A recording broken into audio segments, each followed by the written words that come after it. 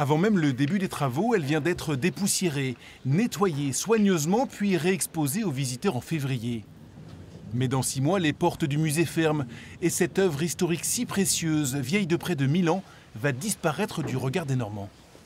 On s'est rendu compte au fur et à mesure des études qu'à la fois la tapisserie était trop fragile pour être déplacée sur une grande distance et que toute manipulation supplémentaire était un risque pour sa conservation. Donc on a décidé de conserver la tapisserie dans un espace sécurisé de réserve pendant la durée des travaux et de la restaurer ensuite.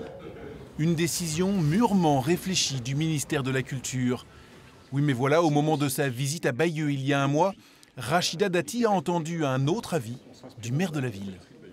C'est quand même dommage, parce qu'une fois qu'on a manipulé l'œuvre, qu'elle est dans une caisse, on peut la sortir à un moment donné, elle ne sera pas abîmée, et on peut la transporter, puisque la caisse est faite pour ça. Donc voilà, je pense qu'il faut faire vivre l'œuvre. C'est une œuvre extraordinaire, classée Mémoire du monde de l'UNESCO, et qui ne doit pas être dérobée à la vue de tous pendant 2 années.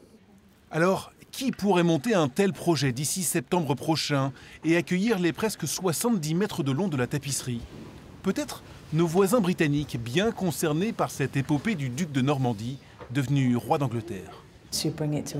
L'emmener en Angleterre serait très spécial pour un moment court, mais vous savez, je pense que l'avoir ici, en permanence, c'est probablement la meilleure chose à faire.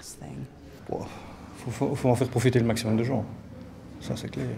Vous avez confiance dans nos voisins anglais? Oui. Oui, malgré tout ce qui se passe, je préfère les Anglais aux Américains. Si les Anglais ne sont même plus nos meilleurs ennemis, alors la Normandie peut tranquillement se préparer à fêter les 1000 ans de la naissance de Guillaume le Conquérant. Rendez-vous en 2027.